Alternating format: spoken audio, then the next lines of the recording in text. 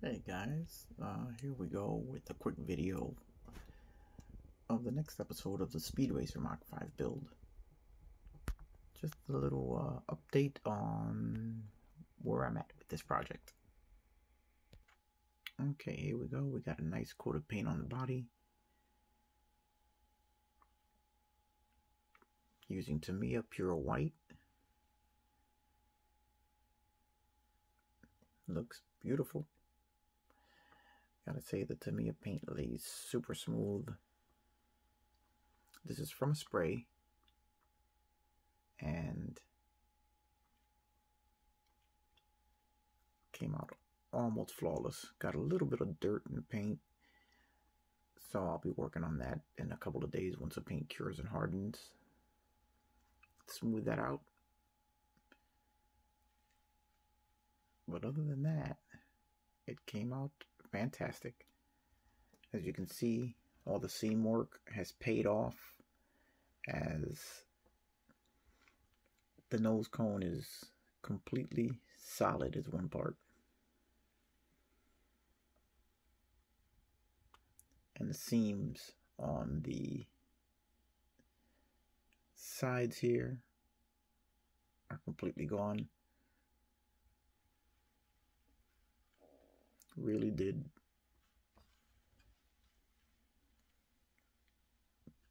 work out nicely.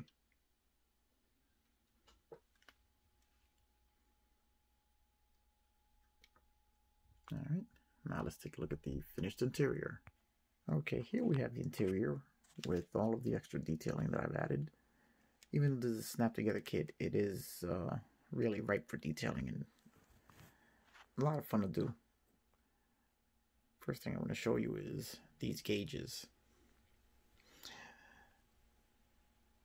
Being a snap-together kit, it is a bit simpler than a glue together, and it is lacking in a few details. While it's good in most places, the instrument cluster had absolutely nothing. The dashboard had nothing as far as an instrument cluster or gauges go. So what I did was I proceeded to make these gauges.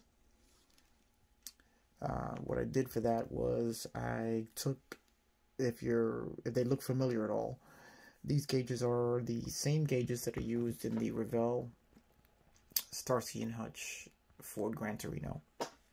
Now what I did was I scanned them into my computer, printed them out on glossy photo stock paper, and then I cut them out, painted a chrome bezel around the gauges, and installed them on the dash.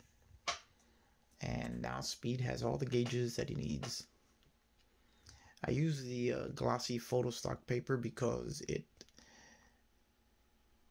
maintains a high gloss finish, which makes it look as if the gauges have glass in front of them.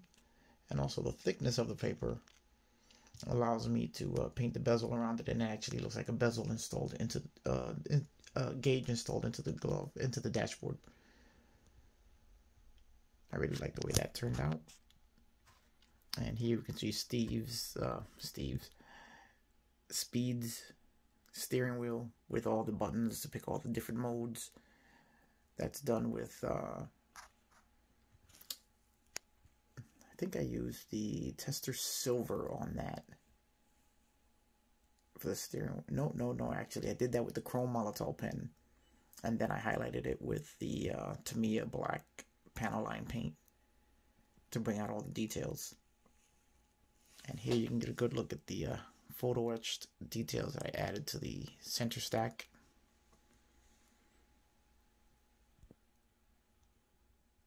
Just to give this interior some life. And now here is another departure from the kit. The kit brings plastic seat belts, which you can just lay across the seats. And this is what the kit brings. I wasn't really happy with those, not to mention the fact that one of them is not molded properly, and I couldn't use it anyway. So I did, as I usually like to do, I like to make my own seat belts. So what I did here was make my fabric seat belts with the metal buckles and install them right in the seat.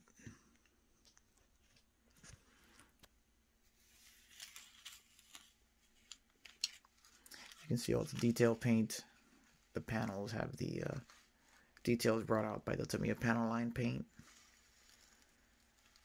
You can see the shadows added to the seats using Tamiya panel line paint with the brown instead of the black.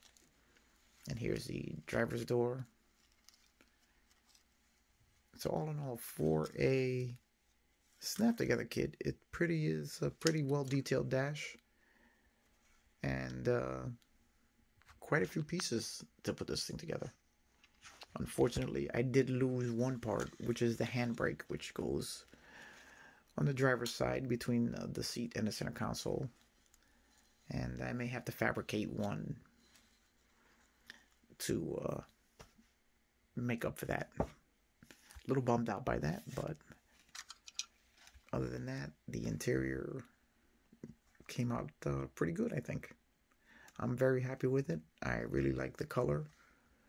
The red oxide Tamiya, the Tamiya red oxide primer, and then I airbrushed Tamiya flat red over it to give the red tint to the primer, while the primer highlights the shadows. And then on the center console, I went over it with the Pledge 4 polish to bring out the gloss there. And I sprayed semi-gloss clear over the door panels and the seats and the steering wheel and the dash to just give it a little more of a realistic sheen. And here we have the wheels and tires going together. I think the tires are a little thin, but other than that, I like the look of the wheel and tire package. Now, one thing I do want to bring out is the rear wall here that holds the headrest for the seats is supposed to have 2 pins that point straight down. The mold on this is completely screwed up, as the pins are pointing out toward the back, and they're not even pointing in the same direction, both of them. You can see how you can see the difference in the angles of both pins. Now those pins are supposed to go straight down into these 2 leading holes here in the rear section. One here and here. Now, if you look at the angle of the pins, there is no possible way that they are going to fit within those holes. So what I'm going to have to do is just cut them off, and I'll just be gluing this piece to the rear section of the car. That's something you're going to have to look out for. It did have a couple of mold errors. The seat belt, this rear wall here. But overall,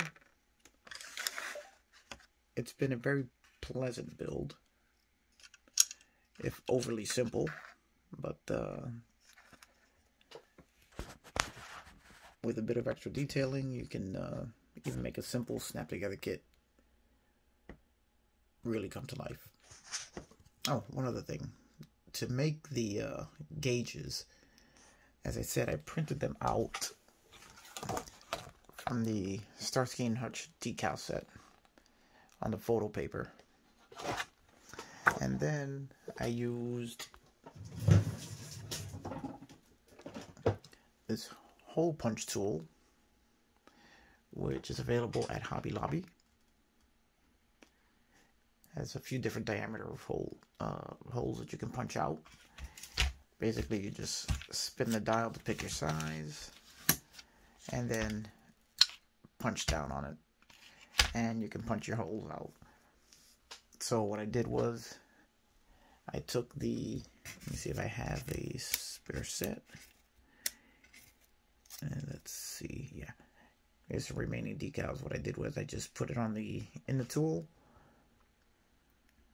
there and punched it out. And there you have your gauges.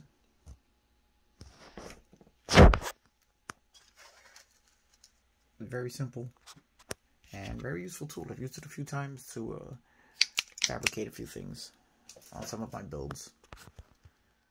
So there you go, guys. The Speed Racer Mach 5 interior is done. Now we're just waiting for the paint to cure on the body, so we can continue on with this build. Alright, that's it for now, and I will see you on the next episode. Remember to like this video and subscribe so you can follow along all of the rest of my builds. Alright, see you on the next one.